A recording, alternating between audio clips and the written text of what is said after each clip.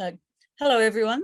Welcome to our second session of plankton in the Southern Ocean, diversity, food web ecosystems, and biogeochemical cycles.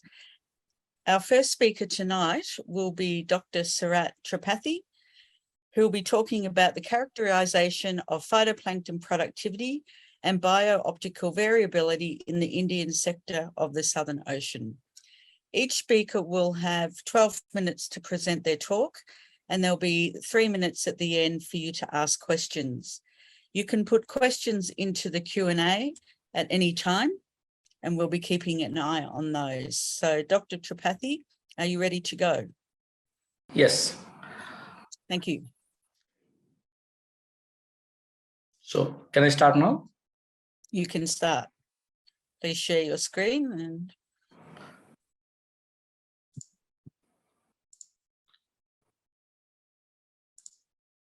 Are my slides visible now? They are. Thank you, Kerrie. Good morning, good afternoon, good evening to the viewers across the different time zones of the world. My name is Sarat Tripathi from National Center for Polar and Ocean Research, Minister of Earth Sciences, Goa, India. I'll be talking about characterization of phytoplankton productivity and bio-optical variability in the Indian sector of Southern Ocean.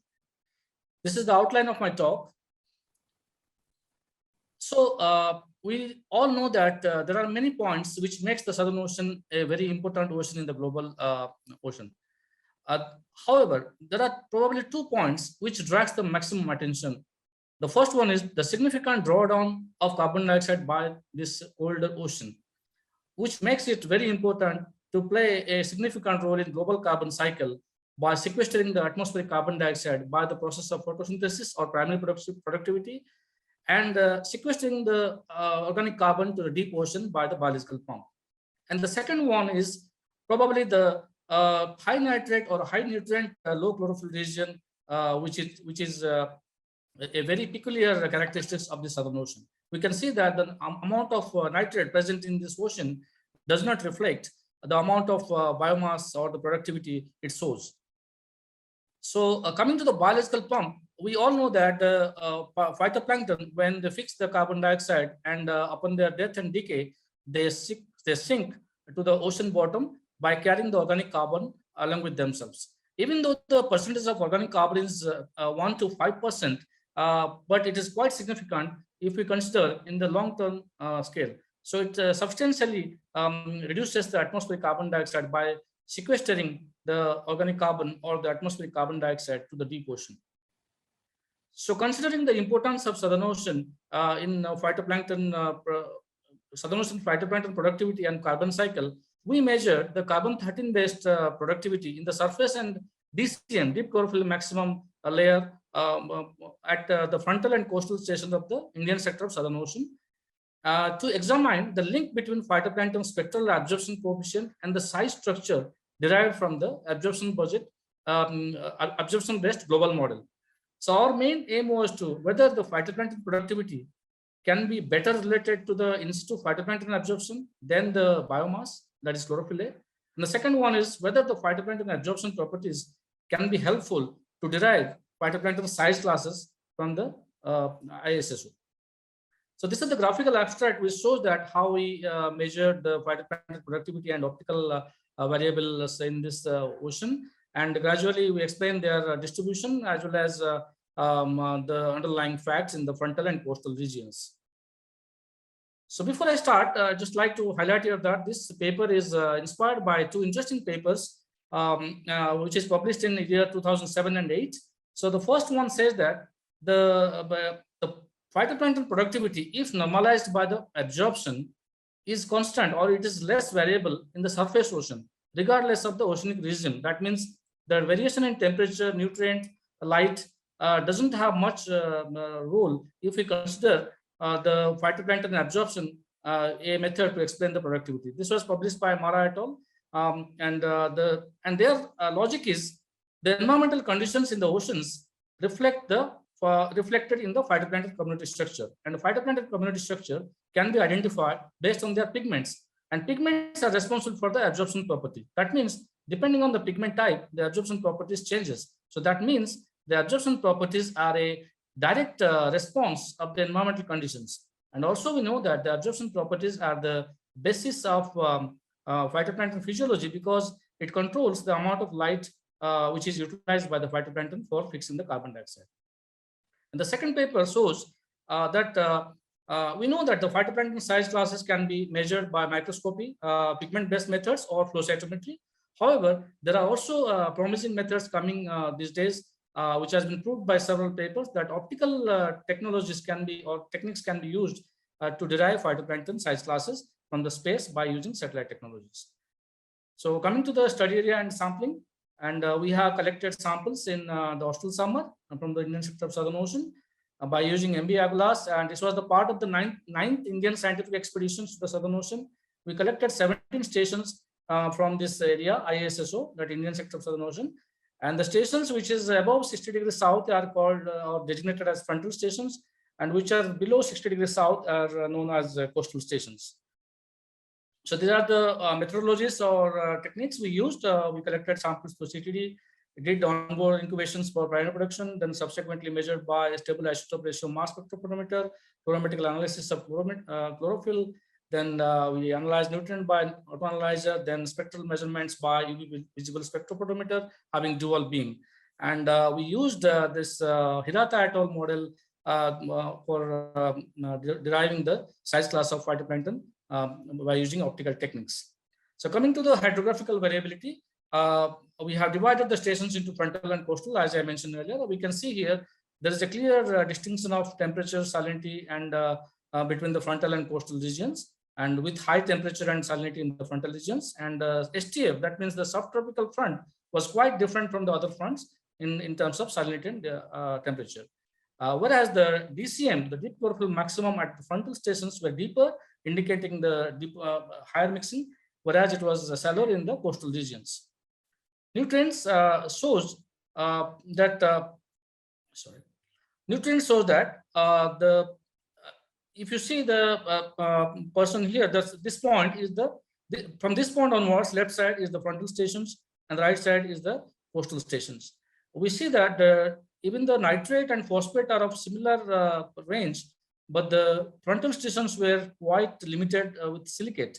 That shows that but the siliceous planktons are not possible to survive here in this region. That means in the frontal stations, whereas it is possible at the coastal stations.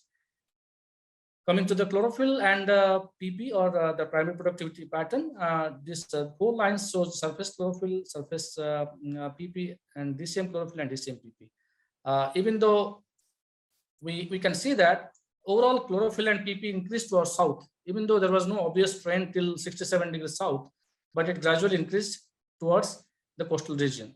So despite the chlorophyll high in the DCM, we can still see that sometimes the surface PP or the DCM PP is lower than the surface PP, despite of the chlorophyll being high. So that translates that the chlorophyll does not always reflect in high PP.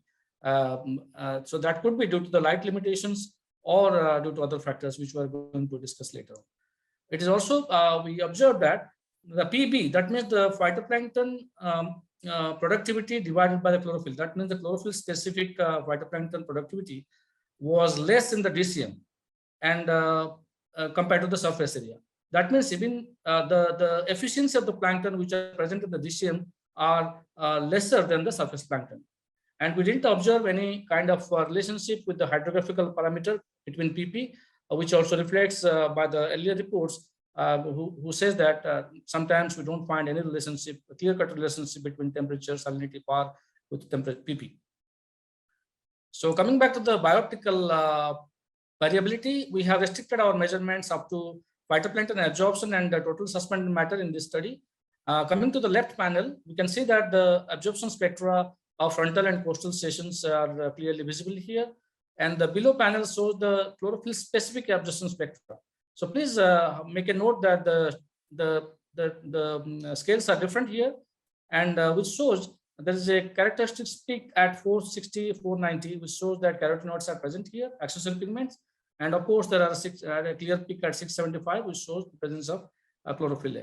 So there is a characteristic flattening in the blue region That's showing that microplankton are quite dominant in this study region. So coming to the TSM profiles, the blinking lights, the blinking line shows the distinction between frontal and coastal stations. The right side to the blinking line is coastal stations. We can see that even though there is no obvious trend of TSM variability, but there is a gradual increase towards the coast after 67 degrees south, like what we observed in case of chlorophyll and PP. And the DCM shows lesser TSM than compared to the surface. One of the main objectives of this paper was to see whether the productivity in the surface can be expressed in terms of phytoplankton chlorophyll or absorption. So we have plotted PP versus chlorophyll and absorption in these two pictures.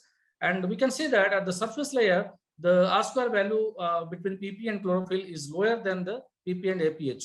And this shows that the surface productivity is tightly related to the phytoplankton absorption compared to the biomass. Even though Mara et al. Has conducted their studies in the surface and they didn't extend their study to the deeper layer, but we tried this in this time by conducting the same study in the DCM layers. And we observed that the PP to APH, that means the PP to absorption ratio, decreases towards the deeper depth also. And we also tried to see the package effect, influence of package effect in this area. So the picture we showed here is between chlorophyll specific absorption versus chlorophyll. So we can see there is an inverse relationship between these two parameters, and at frontal and coastal stations. The R-square values is quite high in frontal stations, whereas this low in the coastal stations, indicating that the package effect is quite clear in the frontal stations, whereas it is not explained by the HRPH in the coastal stations, which is expected to happen, because we know that coastal stations are dominated by larger planktons. That we'll discuss in the subsequent slides.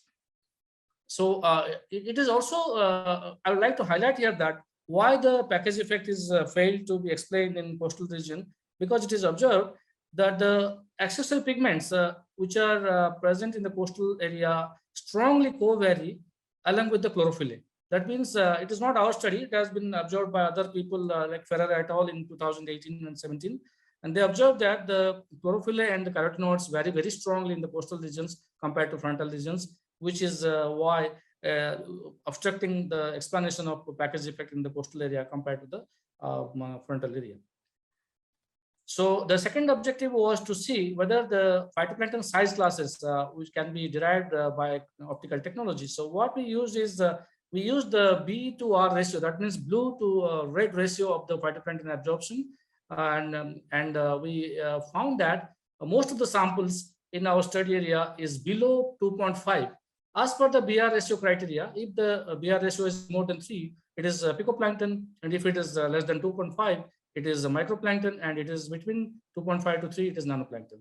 So it is quite surprising that it is showing that all the planktons are in microplankton range, and there are very few nanoplanktons in some stations. So our logic was, we know that from the nutrient analysis, the silicate was quite depleted in the frontal stations, because the general notion is that the frontal station is dominated by the smaller planktons. However, there are instances which show that the dinoflagellates, which are quite large in size, as well as the few sister species, as well as the large copepores, large coccolithophores, are also known to inhabit this area in dominant numbers.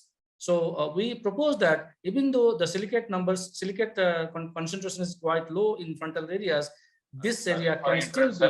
We have 1 minute remaining. Okay, yeah, I'm about to conclude. So it can be still inhabited by smaller the phytoplankton, which can be affected by the which are the larger plankton besides the siliceous diatoms. And we also use the global model by Hirata et al., which used the absorption properties. And this model shows that it didn't match with the BR ratio, first of all. BR ratio shows that most of the area is covered by or dominated by larger plankton. But this model shows only 4 stations, which is covered by larger planktons. However, it could capture the smaller planktons well. This is because this is a global model and there are very less data incorporated from Southern Ocean in this model. And even the different authors are told that since the model has not incorporated much data from Southern Ocean, the result is not very promising in Southern Ocean. And that means this model has to be tuned or tuned according to the ISSO or Southern Ocean based features. So take home message. So we show that the phytoplankton absorption can be a better predictor of surface productivity, especially compared to the chlorophyll. However, this data has to be verified with high resolution data to find the robustness of our observations. The second is PP to APH ratio decreased with depth. This is a new finding which has not been addressed earlier. That shows that towards the deeper depth, the phytoplankton productivity and absorption have a tight correlationship in the Southern Ocean. And pigment package effect is existing in this area, which could be better explained in frontal regions than the coastal regions. And that shows that the parameters like A star pH cannot be generalized in the entire Southern Ocean because it's a huge area. We cannot use the single parameter to explain phytoplankton package effect in this entire Southern Ocean. And finally, is the global absorption model with its original formulation could capture smaller planktons very well compared to the larger ones in the Southern Ocean, Indian sector of Southern Ocean. So I thank these agencies and the persons who were very instrumental in this study. And if you have any questions, I would like to take it right now, or you can mail me later on through this email addresses or ResearchGate or Facebook. Thanks a lot. Thank you, Surat. That was a really interesting talk. Unfortunately, we don't have time to take a live question at the moment. But we do have a question in the chat that you can answer by typing in. What could be the reason for not having calcareous nanoplankton in the subtropical front region as per the BR ratio? So if you could take that one offline, that would be most appreciated. I'll do that. Thank you. Thank you very much. Venkat, Are you available? Yes, yes. Oh. I'm unable to share this screen. Please share your screen.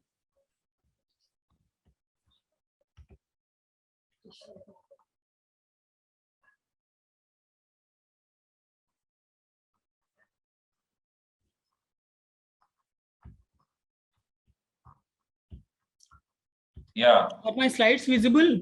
Yeah, it's visible. You can Excel Please you go can into enlarge. presenter mode. Yeah. Thank you. That's perfect. Shall I start? You can start. Yep. Yes. Hello, everyone. I'm going to talk on hydrography of the Southern Ocean fronts and the zooplankton link. This study was mainly carried out in the Indian sector of Southern Ocean during the austral summer. Here, I'm going to discuss on how various physical, chemical, and biological parameters influence the zooplankton diversity distribution in the Indian sector of the Southern Ocean. Secondly, what are the different water masses presented in the coastal waters of Antarctica? What is their importance role in the distribution of zooplankton species in the different water masses? Third one is, what are the optimum temperatures for different copepod species in different frontal region of the Indian sector of Southern Ocean? How the temperature influences the size structure of the plankton, both phyto and zooplankton as well. And what is the relationship between the temperature and water column depth and size of the plankton. Lastly, I'm going to talk on phytoplankton growth and zooplankton grazing rates in the Indian sector of the Southern Ocean. Before going to the result, I'm going to briefly explain why the Southern Ocean is important and why the zooplankton studies are more important in the Southern Ocean. The Southern Ocean is bounded by different oceanographic fronts such as subtropical front, subantarctic front, polar front, southern Antarctic circumpolar current front, and southern boundary. Each front has its unique characteristic nature in terms of nutrient distribution, temperature variability, phytoplankton distribution, and the zooplankton diversity. So each front has its unique characteristics and each plays a very important role for the biogeographic boundaries for the zooplankton.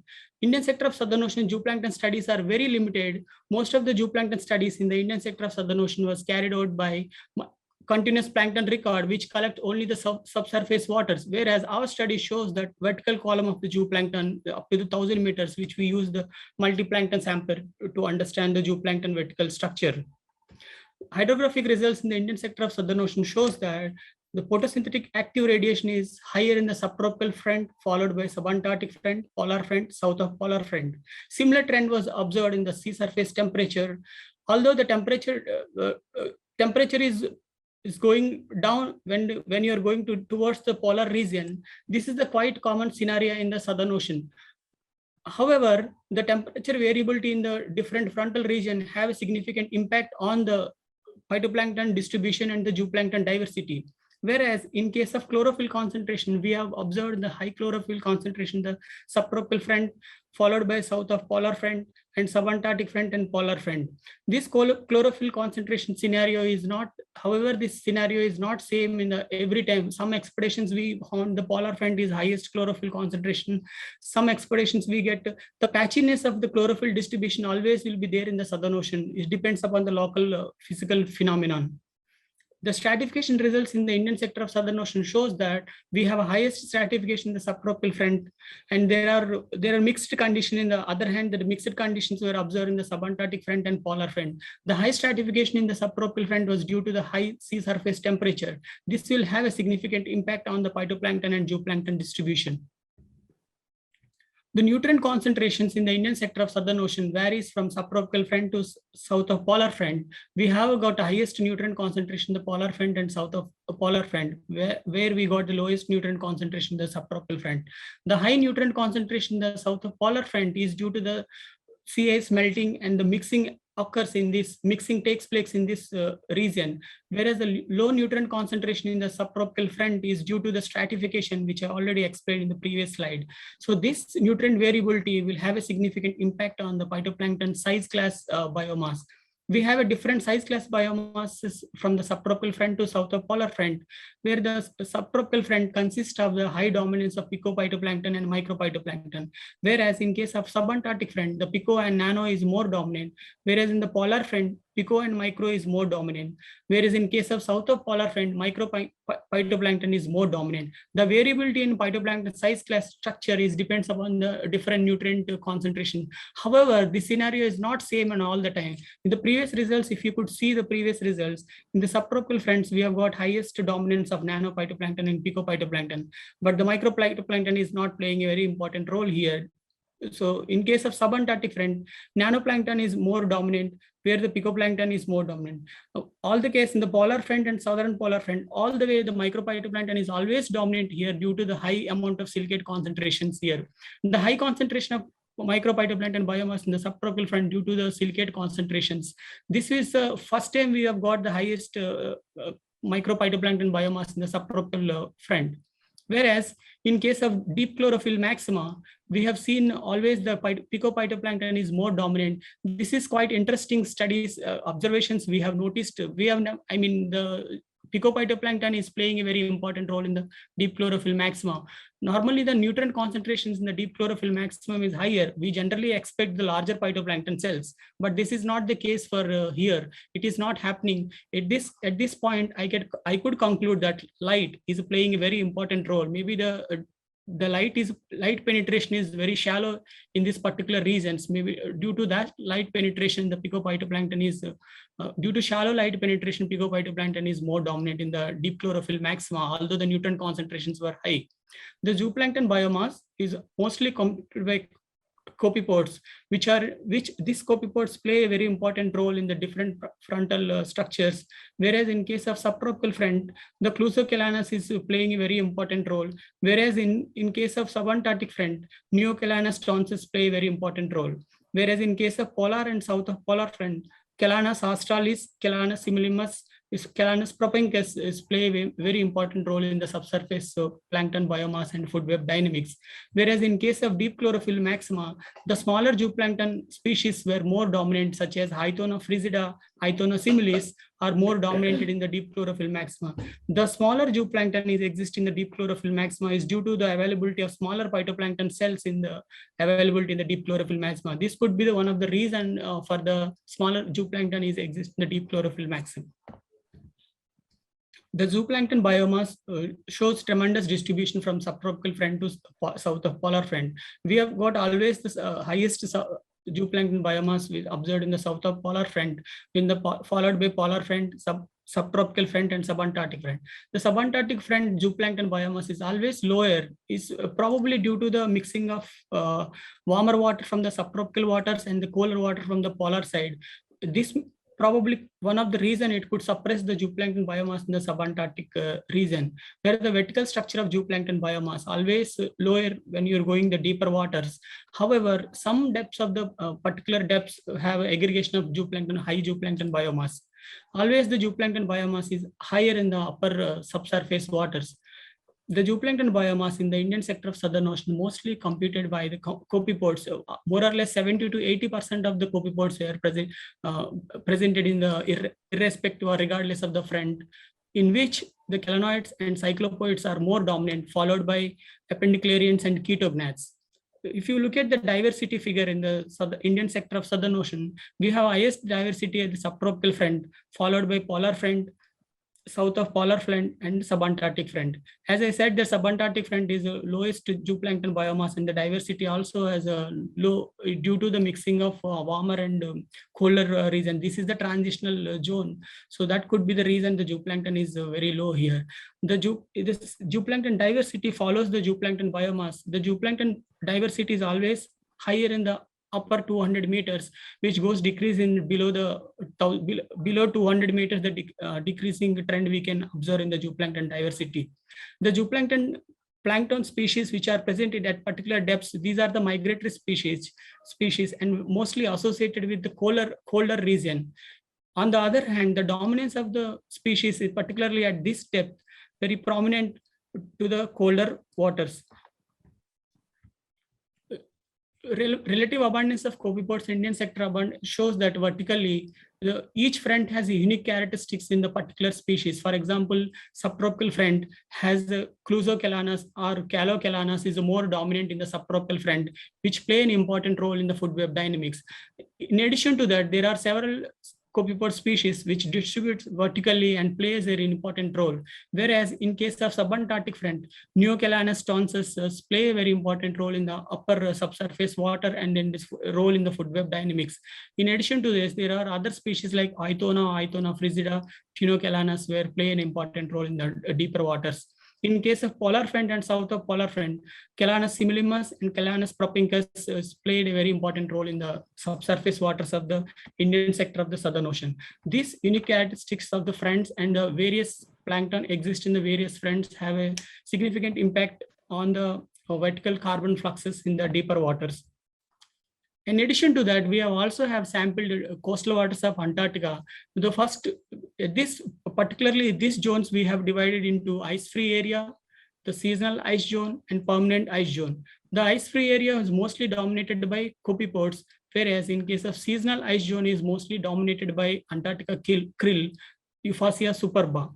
Whereas in case of permanent ice zone, the plankton is more, the krill is more dominant, that is called ice krill, is more dominated.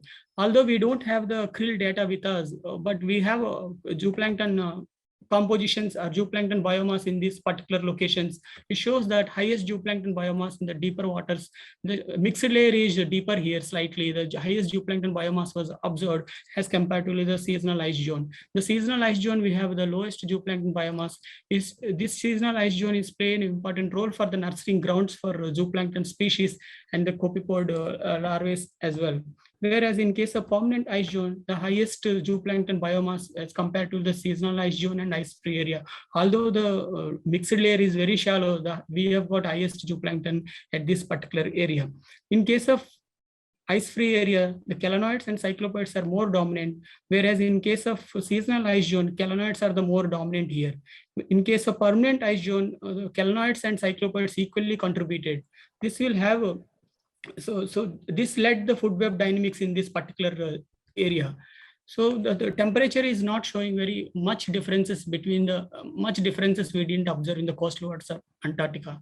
Whereas in case of chlorophyll, the surface chlorophyll is lower than the deep chlorophyll maxima. Between the deep chlorophyll maxima, we encountered between 20 to 40 meters depth.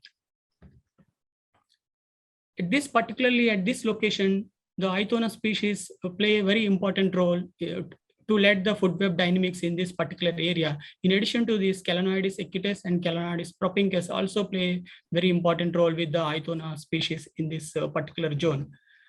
We have encountered two water masses. These water masses very prominent in the Antarctica, coastal waters of Antarctica. One is Antarctic surface waters and then shelf waters. Antarctic surface waters, we have encountered surface to 100 meters between, whereas in case of dense shelf waters, we encountered below the 100 meter. These two water masses in the coastal waters of Antarctica play a very important role for the zooplankton diversity and distribution. Whereas in case of Antarctica shelf water, surface waters dominated by Calanoidis equites, where we did not find any Calanoidis species in the dense shelf waters. Whereas in case of Calanus propincus were observed in the Antarctic surface water, whereas in the dense shelf waters as well. Not only the copepods, which also play an important role for other zooplankton, such as polychaete larvae, Icopleura, and Ketognaths. The Antarctic surface water is mostly dominated by Icopleura species, which are not presented in the dense shelf waters. Whereas in case of polychaete larvae species were more dominated in the dense shelf waters, which we did not find in the Antarctic surface water. So this will have, this water masses play an important role in the distribution of copepods as well as other zooplankton. The temperature is play a very important role in the existence, the ecological niche of the plankton, where there are different copepod species in the southern oceans play in a very important role in the temperature optimum zone. In case of Calocalanus, the temperature tolerance of this particular species range from 18 degrees to 12 degrees centigrade, which is mostly dominated at the subtropical front. Whereas in case of Neocalanus tonsus, the temperature tolerance was 8 degrees centigrade to 4 degrees centigrades. So this is the prominent species in the subantarctic species. Whereas in case of Calanus similimus, these are the between zone subantarctic and polar front species. The temperature range between 8 degrees centigrade to 2 degrees centigrade it can be tolerated. Whereas in case of Calanus propincus, it shows the south of polar front is more dominated at this particular. Not only this particular tolerant species, there are also the wide range of temperature tolerant species. Also, we noticed in the Southern Ocean, Indian sector of the Southern Ocean, such as 1 minute remaining. Clusocalanus and yes, sir, I'm going to finish. Clusocalanus and then Ithona similis. Temperature also play an important role in the size structure of the plankton, where we have got inverse relationship between the smaller copepods with the warmer temperature, larger copepods in the cooler waters. Temperature also shows the vertical structure of the positive relation between the size structure and the size. With the size also shows the positive relationship. Not only the temperature, depth also, water column depth also play an important role for the size structure of the plankton. So this is the ecological niche of the plankton, where the planktons exist in the particular depth zones with the associated with the particular temperature zones. Zooplankton, especially the coastal waters of Antarctica, is very sensitive to the temperature, where if the temperature, sea surface temperature rise, where do the species migrate? Do they migrate to the polewards? Yes, probably that could be the reason. So the zooplankton is aggregated towards the coastal waters of Antarctica. The Atkinson et al. Result shows that due to the sea surface temperature, increasing of sea surface temperature, long-term decline in krill stock and increase in the Southern Ocean. We also have got similar results in the zooplankton with the various temperature results, where we could see the highest zooplankton diversity or distribution in the coastal waters of Antarctica. If our assumption holds true that this migration, then these two zones will have a significant impact in the zooplankton diversity and food web dynamics. So to support our statement, we have got highest population density of Ithona species in the particular areas. So in order to understand the phytoplankton growth and the zooplankton grazing pressures, we also have conducted a zooplankton grazing experiment on board for the period of 12 hours. We have got a highest phytoplankton growth rate in the south of polar front, whereas followed by polar front, subantarctic and subtropical front. The south of polar front has, due to the high amount of silicate present in this region, the phytoplankton cell growth rate is higher as comparatively subtropical front, whereas the zooplankton grazing pressures are higher in the polar front regions, is due to the high metabolic rates in this region. Although the phytoplankton growth rate is high, but zooplankton grazing pressure is not sufficient to control the phytoplankton growth rate in the south of polar front. This is our comparative results with the different areas in the Indian sector of Southern Ocean and various sectors of the Southern Ocean, the comparative results for the zooplankton grazing. Our results showing matching with this polar front region with Bathman et al. 1997 and other regions. Statistical analysis in the Indian sector, statistical analysis of physicochemical and biological parameters, the Pearson rank correlation shows that we have got a good statistical significance in the subtropical and subantarctic front compared to the polar region. Here it is driving the picophytoplankton and microphytoplankton is driving a major role here for the zooplankton biomass. We have got negative relationship with the photosynthetic active radiation, and the dissolved silica is playing important role for the microphytoplankton biomass. First time we got in the subtropical front. Whereas in case of polar regions, silicate is playing a very important role for the microphytoplankton, where the negative relations is observed with the picophytoplankton. To conclude to my talk, the subtropical front and subantarctic front has the highest temperatures. We have got low nutrients in the subtropical front, which is due to the stratification occurs in this region. And due to high silicate concentration, we have got high phytoplankton biomass here. This phytoplankton biomass mostly competed by dominant micro and picophytoplankton biomass, which offers the moderate zooplankton biomass. Whereas in case of moderate temperature, we have moderate chlorophyll nutrients concentrations, which offer the low phytoplankton biomass dominated by nano and picophytoplankton, which offer the low zooplankton biomass in this particular region. Whereas in case of polar front and south of polar front, low temperatures waters, we have got high nutrient concentrations, which offer the high phytoplankton biomass in this region, particularly dominated by micro and picophytoplankton biomass. Whereas in case of south of polar front, micro and nano is more dominated. That could be the reason we have got larger phytoplankton. So due to the availability of larger phytoplankton cells at this region, we have got high zooplankton biomass in this region. Here I could conclude, the final conclusion is these two fronts will have the weaker food web. Always the microbial food chain is more dominant in this particular region. Whereas in case of polar front and south of polar front, dominance of classical and microbial food chain is playing a very important role in the Indian sector of Southern Ocean. Thank you very much. Thank you for that talk. Very interesting and a lot of information there. We really have to press on, and will be Marco Grillo speaking about species distribution models of 26 Antarctic copepods from the Ross Sea.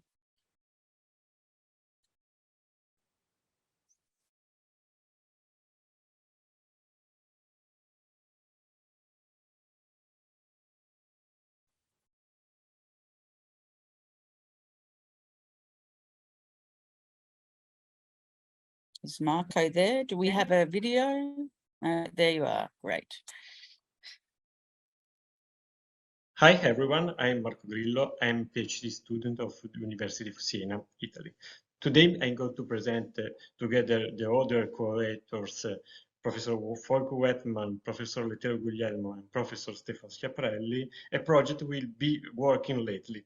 The title of this presentation is Species Distribution Models of 26 Antarctic copepods from the Ross Sea, Antarctica. Zooplankton is a fundamental group in aquatic ecosystem. It representing the base of the food chain and form the link between the lower trophic level and the secondary consumers. Copepods account for approximation 70% of the abundance of zooplankton and is a target of monitoring activities in key areas such as Southern Ocean. Copepods are a good environmental indicator because react strongly to change in environmental conditions triggered by climate change. For evaluate this distributional change, we employed predict-based inferential to machine learning and the species distribution models. The aims for this project are the following: to focus on the lower level of the plant food chain by using copepods literature, to produce the first 3D assessment for key Ross Sea species, and to develop distribution species map.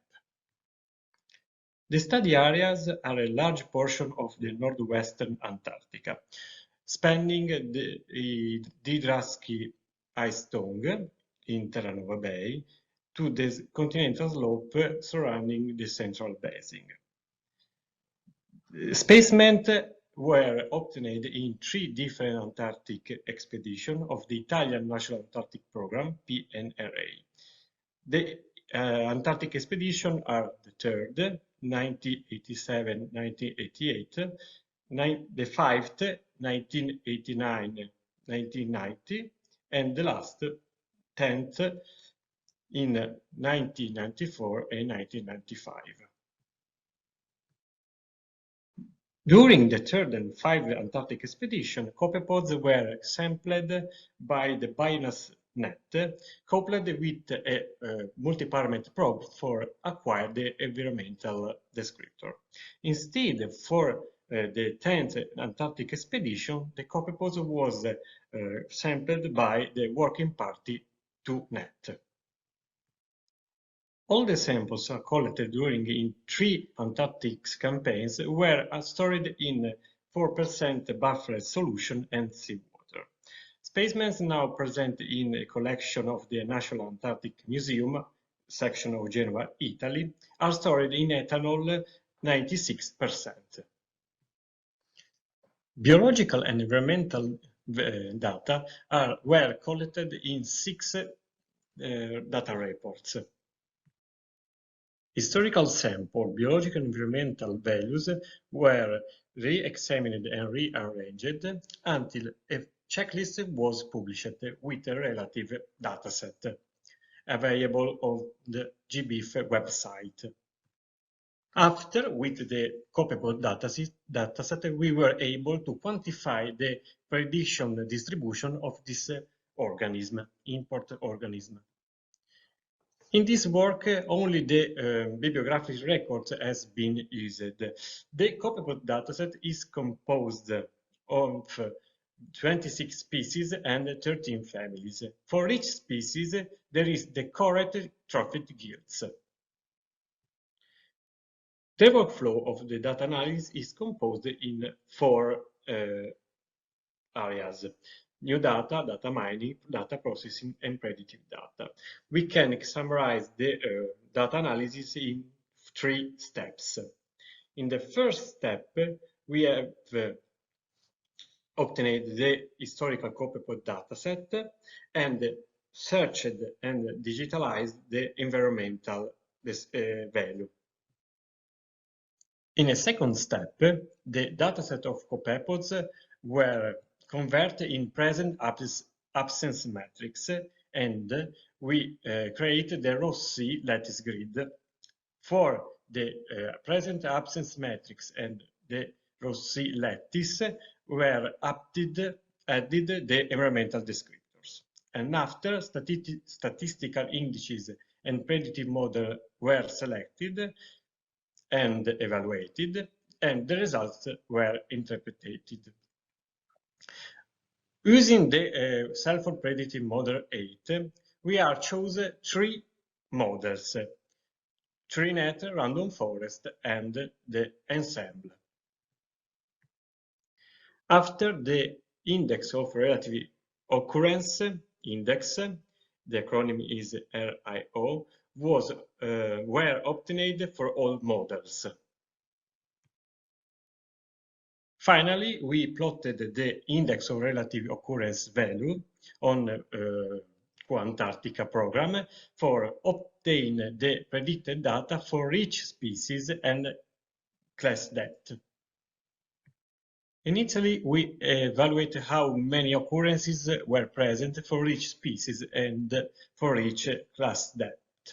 The class depth chosen are 0, 750, 0, 10 meters, 11, 70 meters, 71, 70, 150 meters. In this way, we have the total view, the general view of the column water, and for each layer. But in the table, there is a copepods with a few observations. It was decided to combine them in other copepods, in the label other copepods. By doing so, it was possible to analyze them. After was evaluated the rock. Rock is an index which evaluated the accuracy of the models. 3 net rock have a different color: red when the rock is poor, yellow when is good, and green is very good.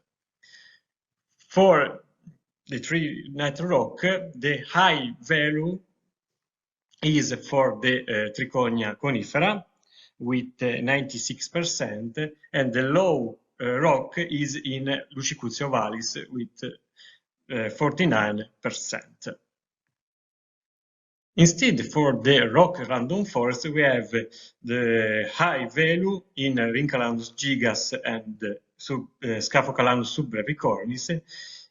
The lowest rock values is in other copepods, Parabidocera antarctica, Parocheta similis, Lucicutio ovalis, Ctenocalanus vanus, and Atideopsis minor. Here I show you 4 common Antarctic copepods. The predictive maps are composed the following method. We have pink dots when the species are present and black dots when the species are absent. The limit of the marine protected area present in Ross Sea are shown in blue, and the Ross Sea lattice is colored in according to the relative occurrence index values. In the map number 1, we have the Parocheta exigua distribution. Parocheta exigua is a predator calanoid, and the map shows the high value of index in near the coast in Neritic province and in the subantarctic zone. The low index is in near the Pendle Bank.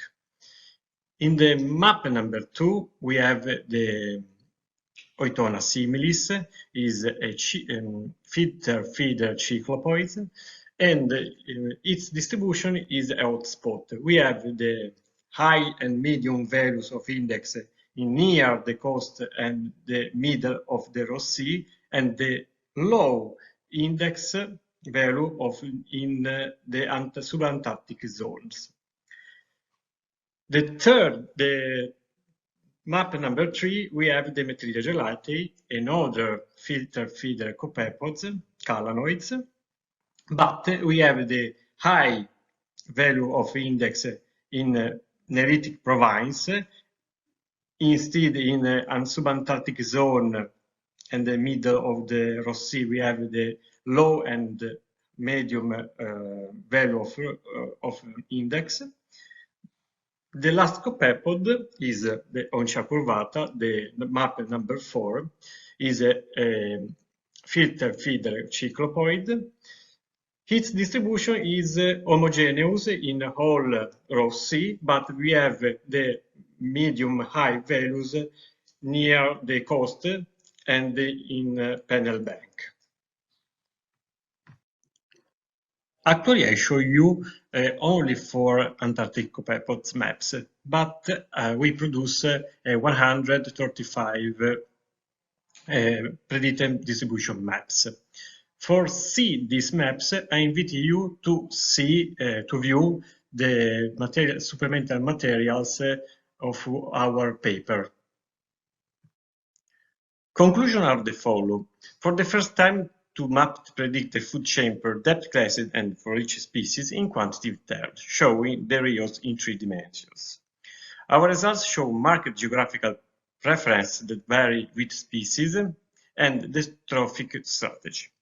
But the most important results of our study is related in the Ross Sea marine protected area. In this area, we have the medium-high values of RIO for each species and for each depth classes.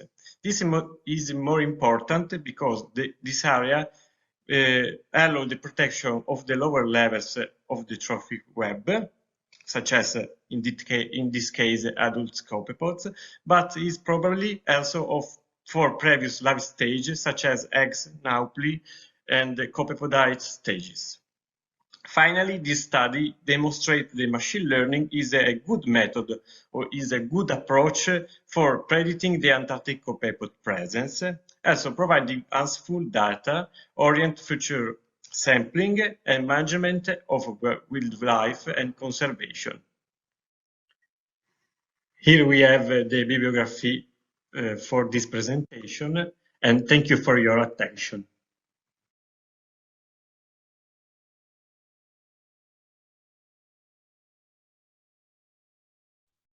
Okay, well, I'm sure that people can get in touch with Marco if they have questions about his presentation. Unfortunately, didn't seem to add his email address at the end there, but I've got no doubt it could be tracked down easily. So moving on now to our second last speaker for the evening, we have Anessa Corney, who'll be talking about assessing zooplankton using a zooscan and nets, latitudinal gradients in size spectra and diversity driven by temperature and chlorophyll A.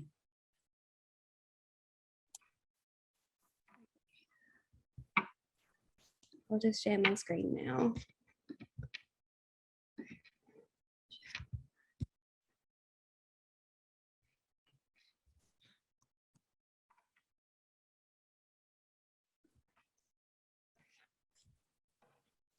Okay, thank you. So today I'll be presenting my talk, assessing zooplankton using a zooscan and nets, latitudinal gradients in size spectra and diversity driven by temperature and chlorophyll A. So body size plays an important role in determining an individual's vital rates and how the individual interacts with its environment. Body size distributions can provide important insights into the size-dependent relationships between animals and underlying energy flow through communities. In the Southern Ocean, the food web is governed by size. Size plays an important role in the competition for nutrients and light, organisms feeding, and ultimately the growth of organisms at each trophic level. And size also governs internal processes such as respiration, metabolism, and movement. One particular relationship that size governs is the one between individual size and abundance in the community, a concept known as the community size spectrum. So over the years, size-based research of ecosystems has been undertaken in order to better understand how they're impacted by human activities and environmental changes. Generally, these studies have looked at the ecosystem from a perspective of phytoplankton or have focused on fish and constantly overlooked a key member of the ecosystem, zooplankton. So in general, most studies have treated zooplankton as large phytoplankton or small fish and never as a whole community. However, some recent studies have begun to develop size-based models that include zooplankton, like a paper by Ryan Hennigan and others that modeled how theoretical changes in the zooplankton community size spectrum could affect the size spectrum of fish in the Southern Ocean. However, this research was purely theoretical and no empirical data was collected.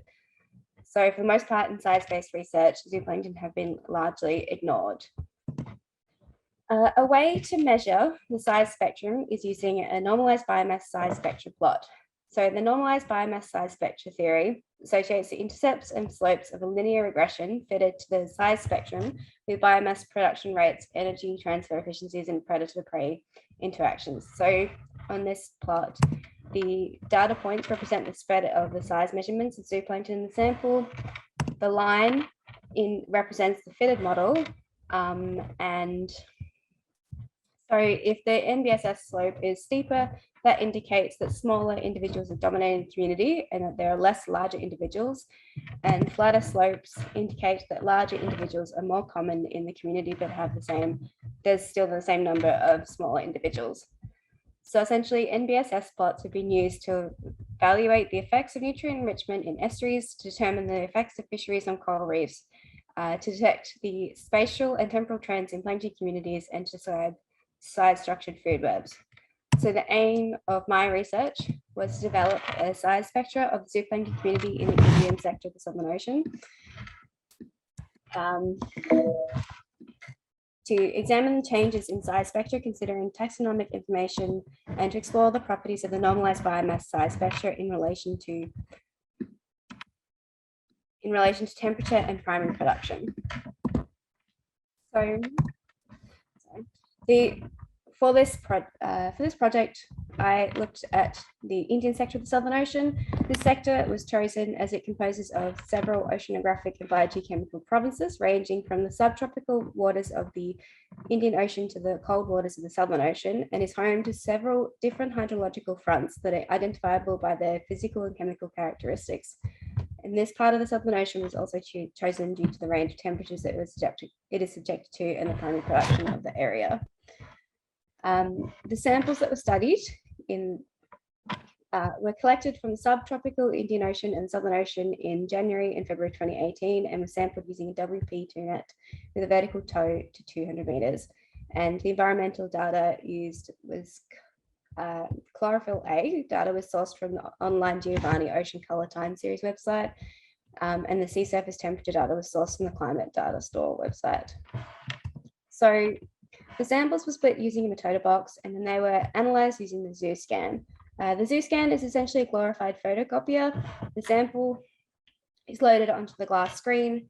The zoo scan then scans the sample once to load a background sample, as you can see here, and then it scans it again to produce a separate vignette of each object in the sample. The sample can then be recovered through the drainage channel without being compromised. So the vignettes that are produced from the zoo scan look like this. Then, using a program called Plankton Identifier, I built a taxonomic image library of the zooplankton within the samples, and then in RStudio, I calculated the normalized biomass size spectral slopes for each site. So using linear mixed models, the this is what the NBSS slopes for each site looked like when they were all plotted together. Then using the linear mixed models, the NBSS was then used to test the influence of temperature and primary production and site on the slope and intercept of the NBSS slopes using environmental data collected. The best model was the model that tested the effect of temperature on the intercept and chlorophyll A on the slope of the NBSS with sites treated as a random effect. So in this slide, the sites were plotted or grouped together based on the multivariate analysis that was conducted of the sites. And you can see how, so that's the groups on the left, and then you can see how they correlate to the map of the sites on the right down here, with group A being the red group. Group B is light blue, group C is dark blue, group D is pink, and group E is green. So from the model, I ascertained that temperature had a significant effect on the population size at each site, and the chlorophyll controlled the size distribution of the population. The steeper NBSS slopes indicated that smaller individuals were dominating the community and that there were less larger individuals. And the flatter slopes indicated that larger individuals are more common in the community, but had the same number of small individuals. We can also see that from the spread of slopes that the sites have very similar slopes despite the large study range, which suggested that the size spectral slopes stayed the same in spite of the changes in the diversity of zooplankton across the sites. So in summary, temperature has a more significant effect on the abundance and then primary production has a more significant effect on the slope of the spectrum. There were clear differences in the zooplankton diversity, were not reflected in the slopes, which really highlighted the patchiness of zooplankton abundance in Southern Ocean. So this study represents the first time real measurements have been used to measure the size spectrum of the zooplankton community in the Southern Ocean, and in doing so has expanded our understanding of the dynamics of the zooplankton community of the Southern Ocean. In studies that have looked at size distributions of zooplankton, they're focused on Bergman's rule, which states that animals from cooler climates tend to be larger than those from warmer climates. A study in 2020 analyzed the distribution of 83 copepod species in the North Atlantic Ocean, which found that when they measured the average body length of female copepods, that temperature had a significant effect on their body size. There was also another study published last year, which found evidence that was consistent with the hypothesis that temperature was a strong influence of size. So essentially we can see that areas of high chlorophyll favored smaller zooplankton. My study, which focused on the whole community, found the general shape and the slope of the normalized biomass size spectra. Slopes did not vary across the wide geographical and thermal range sampled in the study, suggesting that when you consider the whole zooplankton community, the effective temperature on the size of zooplankton is not as significant. In fact, much of the variability in the slopes in the intercepts of the MBSS models can be partially explained by the chlorophyll concentrations and the temperature at each site. For example, although you can't see it right now, the sites around the Kerguelen Islands in Group B had a higher abundance than the sites in subtropical Group E, which was a warmer temperature. These findings are consistent with another study that was conducted in the size spectrum of benthic communities in fjords in 2020, which found that while NBSS models were a good way to assess the size spectrum of communities, they cannot be used as an universal indicator of total biomass, as they are sensitive to the size class range. To conclude, my study was the first time real zooplankton data has been used to model zooplankton size spectra. Zooplankton communities seem to have a robust size spectrum that doesn't change much across a large study area. This size spectrum models could be used as a way to represent zooplankton models rather than treating them as large phytoplankton and small fish. And from my research, it appears that when you focus on the community, Bergman's rule is not as clear as when you focus on one group of zooplankton at a time. And we also found that food availability had a more significant role in zooplankton size. And also the method that I used, ZooScan, provided an efficient way to measure zooplankton. Okay, thank you.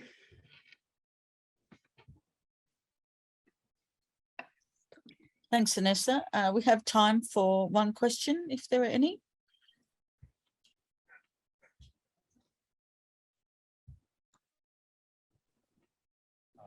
And of course, you can always Can I go ask? ahead, please. Yeah. Yep. So, Inessa, I saw that you pointed out the high chlorophyll area with a smaller zooplankton. What is the, what was the mechanism? So we measured the size of zooplankton using the ZooScan and plankton identifier. And we found from the results, I guess the size spectra, that the areas that had higher chlorophyll concentrations from in the maps appeared to have, I guess there was more small zooplankton, as in the average size of the zooplankton at the areas of higher chlorophyll concentration was smaller than in areas of low chlorophyll concentration. It's like, have you seen any size composition of the phytoplankton related to the zooplankton, smaller or? We haven't. We focused on just zooplankton for this study, so I haven't really looked at phytoplankton. But yeah, we focused just on zooplankton, not phytoplankton for this study, because the phytoplankton in general are too small for the ZooScan to measure. Mm-hmm. So which locations is did you mention? Could you please mention? Sorry, I just missed that. What did you say? The location, especially the location where you find that high chlorophyll concentration with low zooplankton, lower size of zooplankton. I don't have that on me right now, but I could certainly get that to you if you'd like. Okay, I understand. Oh. Yeah, we should chat about it, and I can talk to you a bit more at length about where we found the smaller zooplankton. Okay. Would that be okay? Okay, it's okay. It's okay. Okay. Now, Kerrie. Hello, Kerrie. Hello. Yep. Yeah. So we have two requests from this poster side. I think, did you see in chat box? Yes, I haven't been able to move that person. I think one is Mangesh Rajguru and other is Mikala Belan Ruiz. So whether we can invite them? I've tried and it wasn't working for me. Okay, so please, we have a 20 minutes still. So we can invite to them. But before we do that, we've got one last speaker. Mhm. And But I that think speaker is I think one more speaker is there. Yeah. Sorry, one more speaker is there. one last speaker. Yeah. Yeah, that's the last speaker. And that speaker is Mei Zhu, and she will be talking about how hydrodynamics have shaped regional heterogeneity in the autumn diet composition of Antarctic krill in the northern Antarctic Peninsula.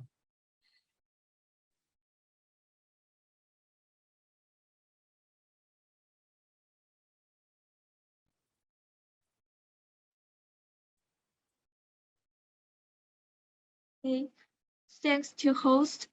Good morning, good afternoon, and good evening, everyone. I'm Xue Mei, a master student from Shanghai Ocean University. The topic of my talk is hydrodynamics have shaped regional heterogeneity in the autumn diet composition of Antarctic krill in the northern Antarctic Peninsula. And I will cover the following 5 sections.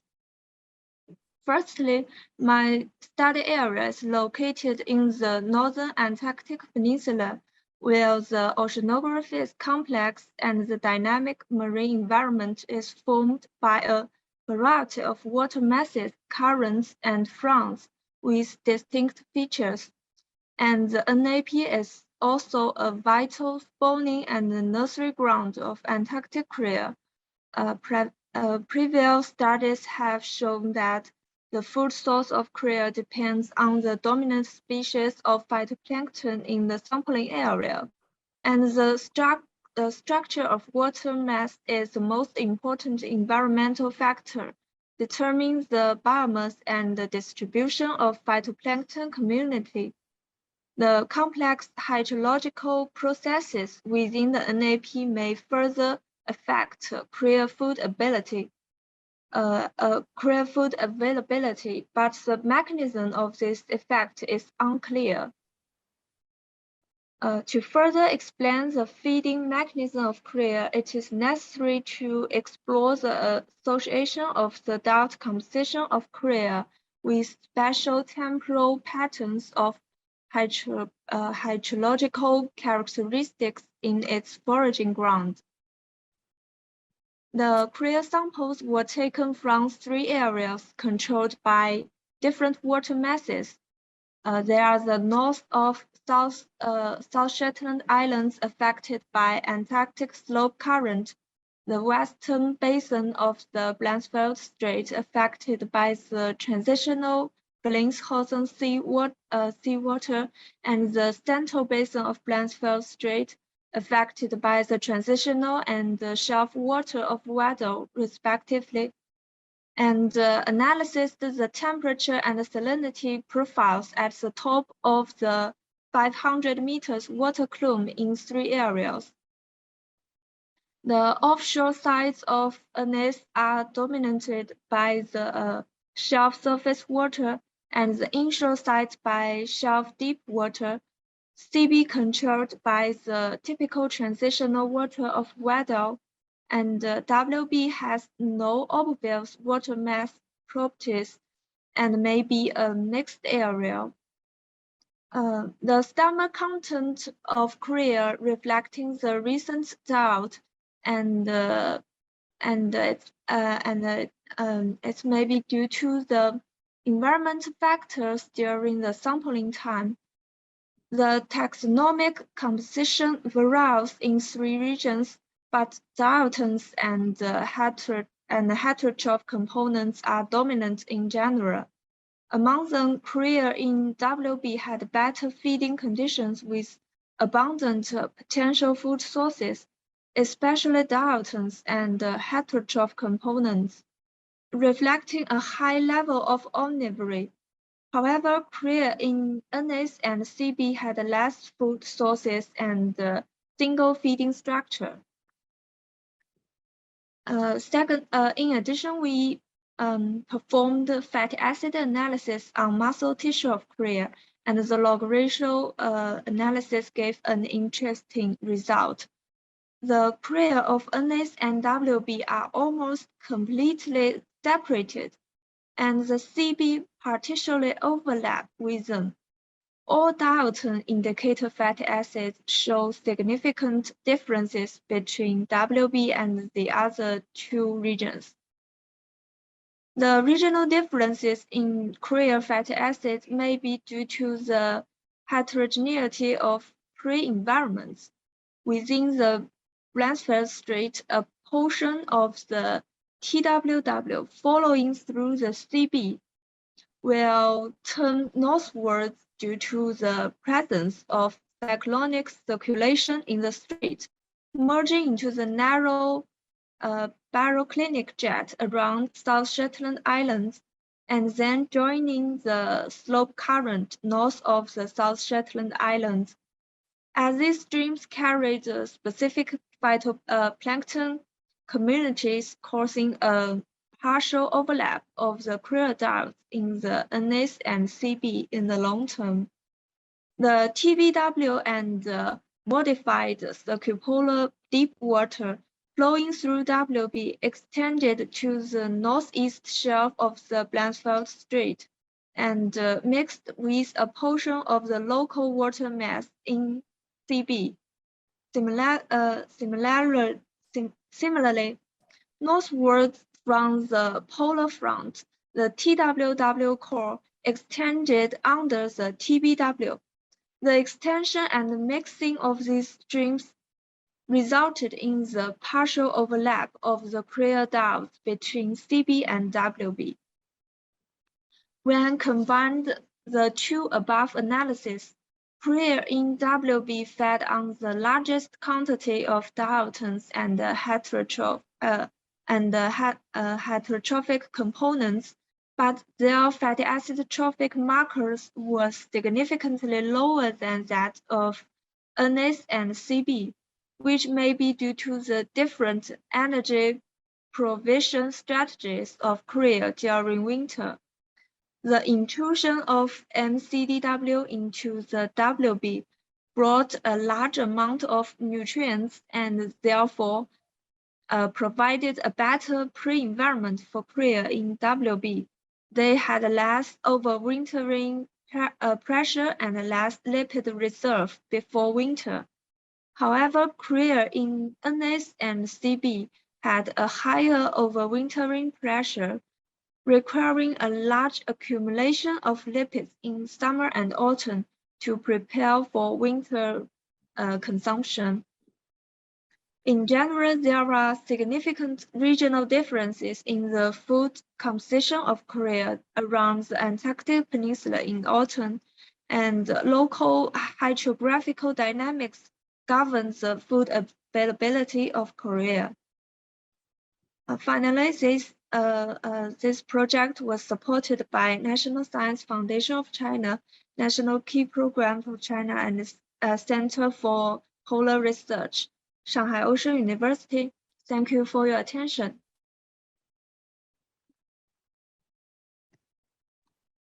Thank you very much. Time for questions?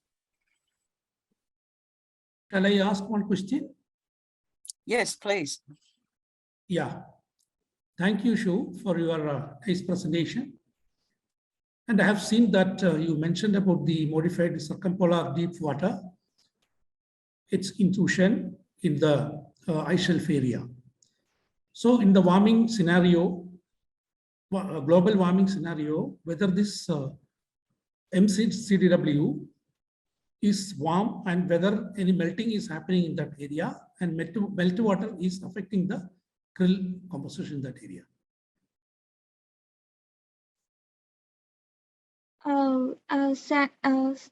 Thanks to your question, and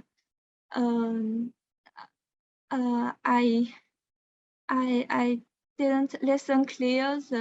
Your questions is the MCDW merging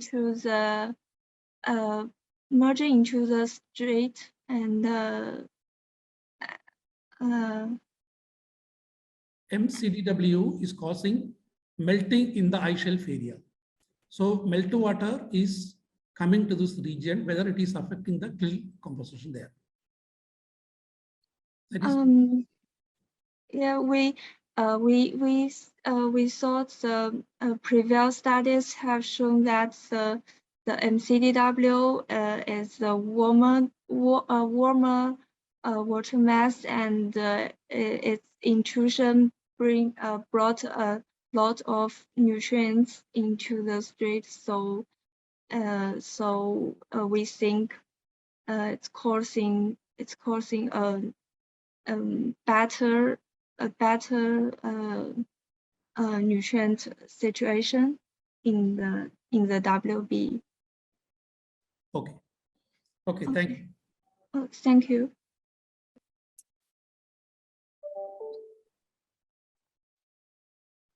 Any further questions? Yes, I have one question. Can I? Yes, please. Were conducted in the Euphausia superba or Antarctic ice krills? Are your studies are carried out in the Euphausia superba or Antarctic ice krill? I'm not sure whether it is Euphausia superba or Antarctic ice krill. There are two different types of krills are available in the coastal region of Antarctica. One is Euphausia superba. The other one is Antarctic ice krill. Are the studies are for the Antarctic ice krill or for the Euphausia superba?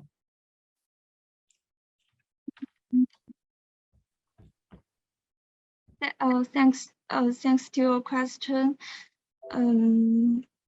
It's maybe the sound in the sound my sound is lower, so I didn't listen clear.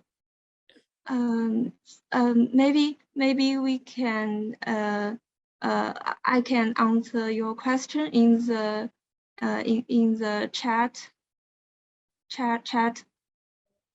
Yeah.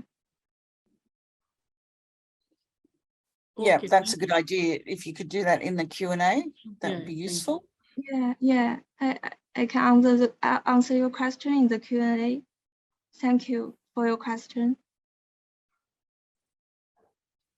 Okay, You thank can you, ask the Shu. question in chat. Yes. Yes, sorry, Beckett. Yes, You sir. can ask the question in chat box. Yes. Yeah.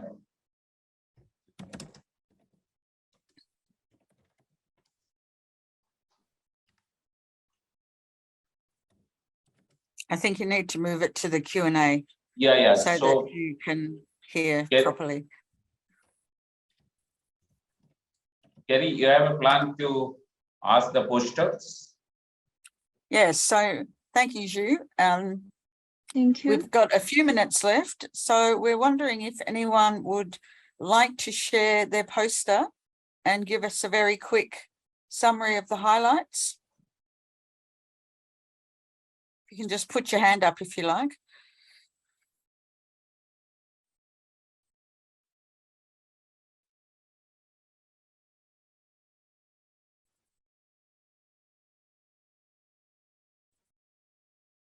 If there are no takers, then we will close this session. Monges is there. Monges Rajguru. He is there. Whether Monges you are interested to present your poster?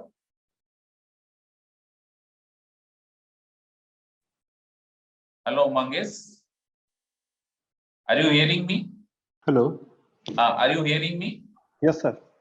You want to present your poster? You so quickly. Yes, sir. Okay, thank you, Mangesh. Go ahead, that'd be nice.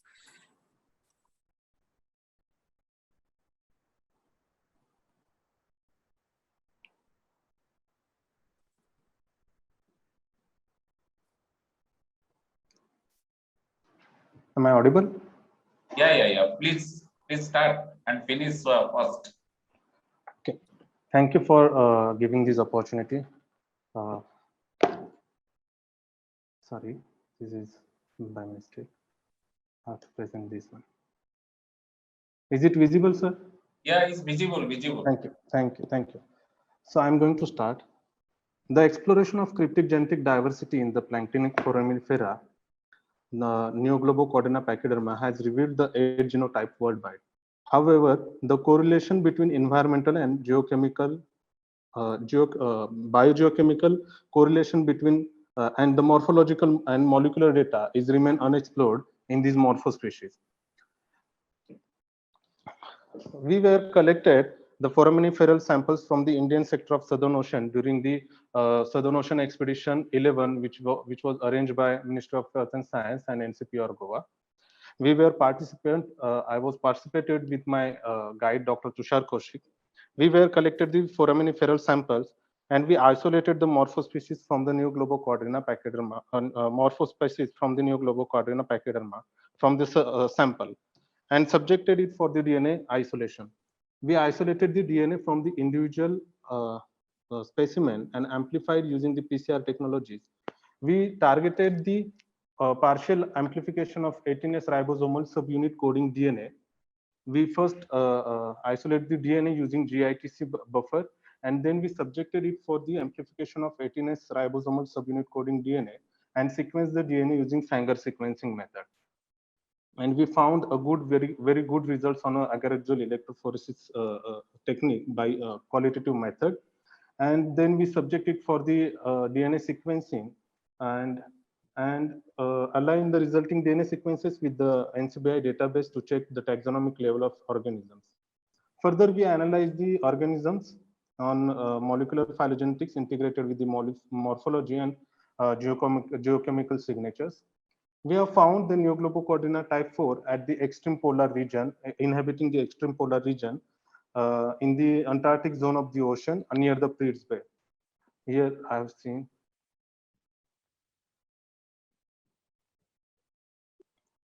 near to the Pridd's Bay.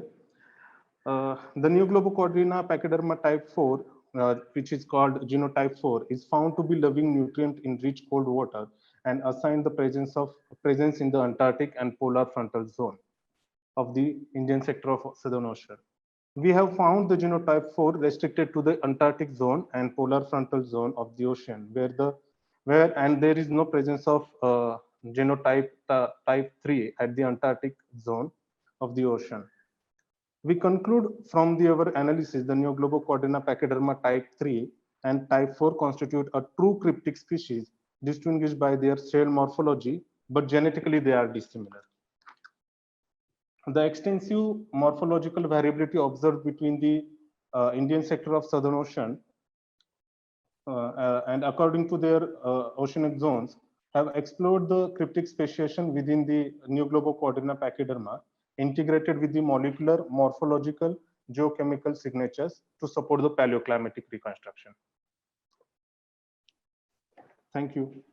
Okay, thank you. Is this species yours dominate in that our study area? Yes, it is dominating in the Antarctic zone and the polar frontal zone, where the temperature is very low, sea surface temperature. Sir. I mean, you did not find in STF or SF region? Yeah, we have found the Neoglobocordyna type 3 at the sub-Antarctic zone and subtropical zone of the ocean. Also, we have found the type 2 at the tropical zone and the Agulhas retroflexion zone. So we are defining their restricted area along the oceanic frontal zones. Okay. Yes. And any other? I'm not seeing in this screen. Kerrie, what will do? Well, I think we have to close the session, unfortunately, because it's 9 o'clock of my time. Yeah. We don't have no other poster presentation. I have one more. Can I share? One more? Yes. If you can do that in 1 minute. Yeah. Thank you. Sure. Thank you for this chance. Yeah, I'm going to share.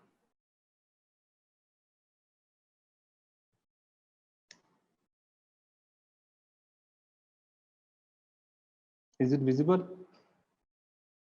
Not yet.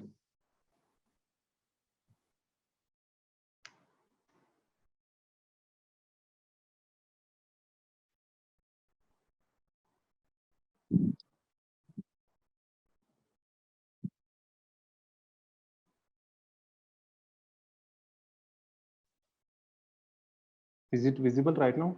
Yeah, it's visible. Please start first.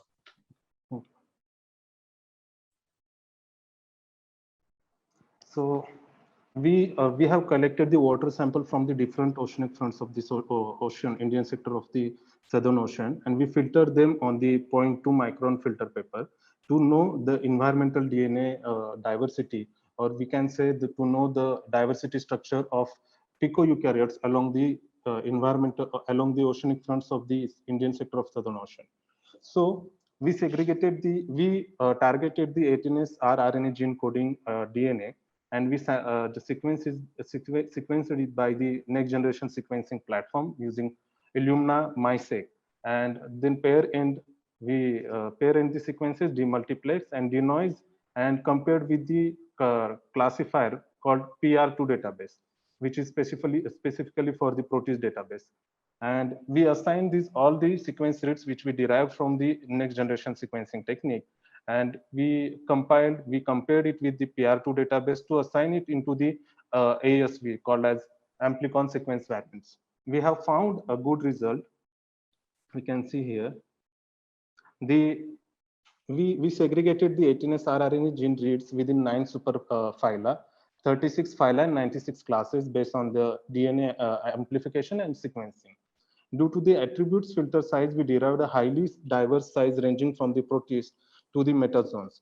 The superphylum volvulate was dominated by the Celiophora gymnodenales, and also on performing on metagenomic analysis of 4 oceanic fronts, further divided into the polar front, subpolar front, subtropical front, and tropical front into the 8 sampling stations called as the Antarctic zone, polar frontal zone, subantarctic zone, subtropic zone, and the Douglas retroflexion zone and tropical zone. The locations were demarcated as a total of 1,225 species we found, which are classified into the 9 eukaryotic groups called alveolata. Here we can see these alveolata, Strimenopiles, Hercobia, Opsithoconta, Rhizaria, Archaeoplastia, Excavata, and Amoebozoa. These 1,225 were obtained after removal of the OTUs of bacterial, mitochondrial, and chloroplast origin, along with the unclassified ASVs. Further, we analyzed the sample-wise distribution of 9 groups, wherein polar oceanic frontal zone and Antarctic zone was dominated by the alveolata, whereas polar frontal zone was dominated by the group Opsithoconta. And further, comparing subantarctic zone, we inferred that alveolata form a primary population, whereas the Strimenopiles are declared as the secondary population.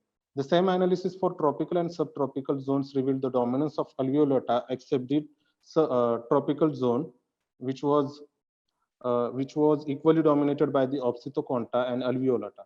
This distribution of pico-eukaryotes can be attributed. Please conclude. Go ahead. Yeah. So we have found the alveolata at the polar region is less, and we have found their distribution from the polar toward the tropic is increasing in a manner. Also, we have found the Hercopia from the polar region toward the tropic region is in a bell shape.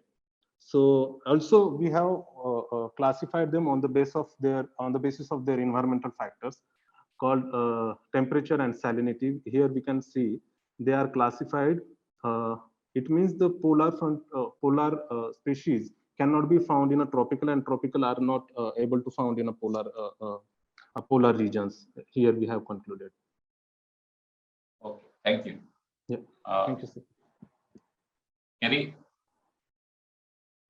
Okay, thank you.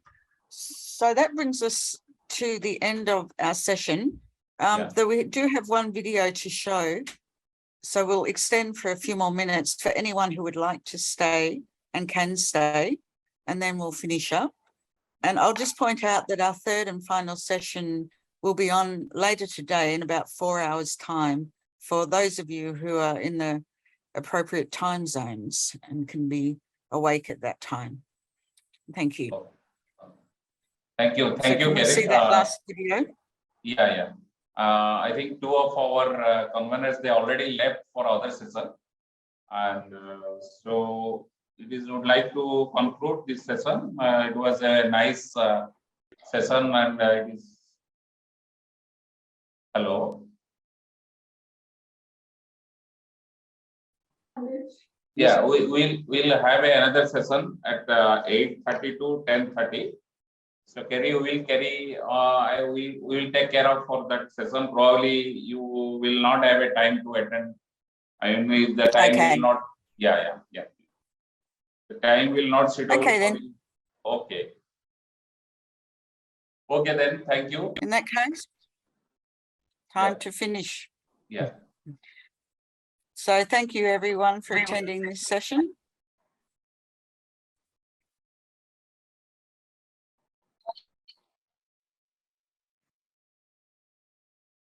Good morning, good afternoon, and good evening to all my fellow researchers from different parts of the world and in different time zones. Today I'm making a presentation on the diversity of siderophore producing bacteria from the Indian sector of Southern Ocean. So let me start by sharing the screen. To begin with, let me apologize that I tried to make this in full screen mode, but somehow the slides were not moving. So I'll have to make this presentation this way. To begin with, acknowledgements to the Director of NCPR, Dr. Anil Kumar, Head Ocean Science Group, Ministry of Earth Sciences for the funding, and Dr. Alok Kumar Sinha, my PhD student, who did the bulk of heavy working in this topic.